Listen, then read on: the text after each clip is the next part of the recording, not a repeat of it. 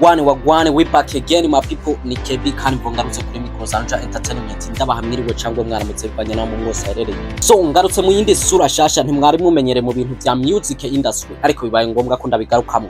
Twibutse umuntu wese atarakora subscribe kugira ngo dukore agenda abona ibiganiro byacu umunsi ku munsi tugenda dukora. Ni ibiganiro byiza cyane, amakuru tubafitiye ni meza, amakuru azobura mu gihe mudahari, ariko mu gihe muhari amakuru arahari, mu gihe mudufite n'amakuru umuntu ayafise. Reka twinjire mu kiganiro cacu ni KB Calvo muri kumwe kuri Microzanja Entertainment. Shimira mugenzanje dusanzwe dukorana Jamura Favorite MC, ibiganiro byiza agenda bahereza hirya no hino. Reka twinjire mu kiganiro cacu.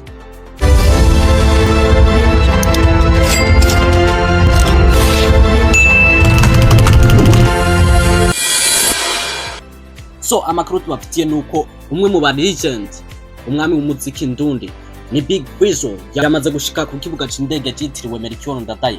Ni nyuma y'imyaka hafi ibiri ari mu gihugu ca Canada, ariko uno munsi akaba yahisemo kugera mu gihugu c'amavukiro. Hari mu masaha aheze aho yakiriwe Nkumwami, kandi koko nivyo umu artiste nka Big Fizzo yagize hashika n'umuziki ndundi, mu artiste ashobora kuba azwi muri East Africa yose hamwe no muri Africa, turavuga no kw'isi yose arazwi of course, kuko tuzi ibiteramo yagiye akora hanze y'igihugu za Amerika mu bihugu by'abazungu kandi bikitabira.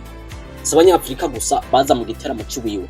Rero ibinyereka tubivuge ukunye twagomba kubivuga nyene, ni umwami w'umuziki ndundi, ariko abandi bakavuga ati Satubi Saturama Bafre nsanzwe ari umwami w'umuziki ndundi, kandi ngo ntabami babiri babaho, kandi ngo n'inkuba zibiri ntizisangira igicu.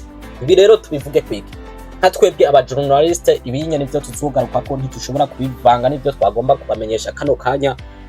So ahanye ndavuga nti mu kugira tumenye umwami wari we bobanza kuba amatora akomeye. So nta numwe yoroshe, usivye ko Big Fizzo hari haheze imyaka ibiri adatanga hit song. Yaheruka gusohora indirimbo Superman ku giti ciwiwe, ahandi yagiye akora amakorabo hamwe na ba Chris MB hamwe na ba Melanie Boy, ariko indirimbo yaheruka gukora wenyene bwite ku giti ciwiwe yari Superman. Rengeje imyaka ibiri ku rubuga rwa YouTube, aho ifise abayiravye ni 4.3. So yari indirimbo yakunzwe ku rugero ruri hejuru cyane, ariko ntituzi byamufatiriye aho yari asanzwe ari mu gihugu ca Canada, kugira ngo ntabandanye atanga umunezero ku bafana biwe. Ariko ico twobabwira nuko yamaze gushika mu gihugu ciwe c'amavukiro, akaba ashobora kuba agomba subira atanga ivyishimo ku bafana biwe. Ibi nivyo twibaza ntago tubizi, ariko mu byo yagiye ashikiriza aravuga yuko atamuziki yigeze aheba. Aravuga ati abafana banje ndabaha agaciro kuko nabo nyene barakampaye, nibo bangejeje aho ngeze uno munsi. Ati nyamara amafaranga ndayafise namwe murabibona. Ubwo yagaragaye na telefone iPhone 17 Pro Max miliyoni zirenga 10 na zingahe mu maboko, no mufungo papa, bivyo byo mu vyumba. So reka tubabwire rero icatumye twicara hano kuri micro, ntago ari byo duhejeje kuvuga, ariko navyo bibaye ngombwa ko tubibabwira.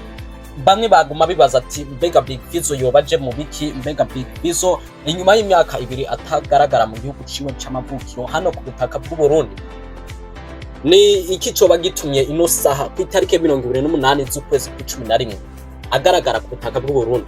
Naco sikini azoba ari ku munsi w'ejo itariki 29 hariya mu gisagara ca Ngozi, mu ntara nziza ya Ngozi, aho bazoba bafite igiteramo cyateguwe na Birimani Boys. Iyo tuvuze Birimani Boys ni Kiriku Akiri na Double J Wasagan.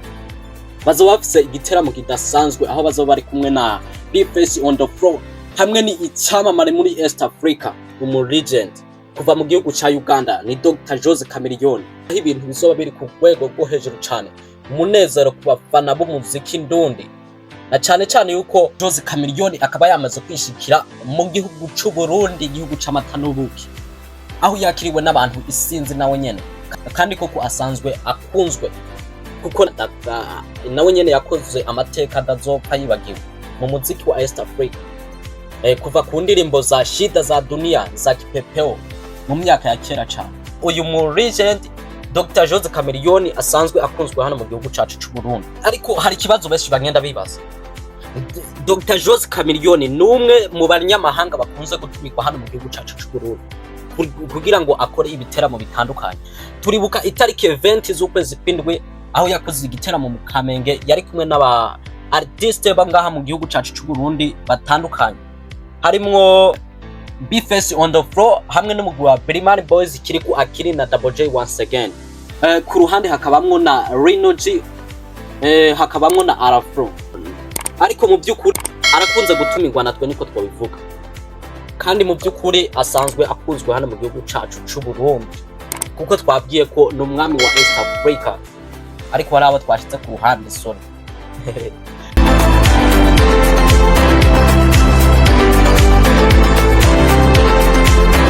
Ariko ibinye ntitwibagire ko bibaye mu gihe bamwe mu baririmbyi bacu b'abarundi batakiri ngaha mu gihugu cacu, bagiye muri Uganda. Hakaba na Satubi Saturama Bafre ari mu gihugu ca Sweden, agiye gukora igiteramo kizobita 6 z'ukwezi kwa 12. Bandi batari ngaha mu Burundi basanzwe bari mu gihugu ca Uganda, aho abo baririmbyi bamaze igihe bariko baranezererwa mu gihugu ca Uganda. Turavuga abaririmbyi bahoze bagize umugwi wa We Love Music, turavuga ni DJ Fernando hamwe na Gusto Melanine, ariko kano kanya umugwi ukaba warasambutse. So hamwe na Monia Fred na Vania Ice, hakaba na D1, hakaba na Dramati. Abonye nibo baririmbyi batakiri ngaha ku butaka bw'u Burundi. Ico giteramo rero turumva kizorangwa mwabo baririmbyi bagira hafi kuri 4. Tuvuga umugwi wa Ibiri Boys babiri hamwe na Big Fizzo, ahazoba agiye guhurira hamwe n'abaciye mu maboko yiwiwe. Ibiri Boys twazi yuko yaciye muri Band Boy. Rero ibi biragaragara neza yuko azoba agiye guhurira kuri stage n'abana biwe. Turavuga Big Fizzo n'abana biwe yashoboye kwirerera ubwiwe. Ibinye turabivuga dufatiye ku byavuzwe na Kiriku Akiri.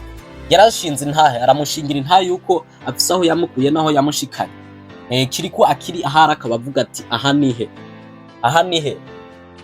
Yes, reka tubimushimire Big Fizzo nubwo yabikoze ku bushake bwiwe, ariko gushima navyo ni ngombwa. So azoba agiye guhurira kuri stage imwe n'abandi batatu, turavuga Dr. Jose Chameleone hamwe na B-Face on the floor. So turumva ari abantu batanu. Rero ico gitaramo kizoba ku munsi w'ejo itariki 29 z'ukwezi kwa11.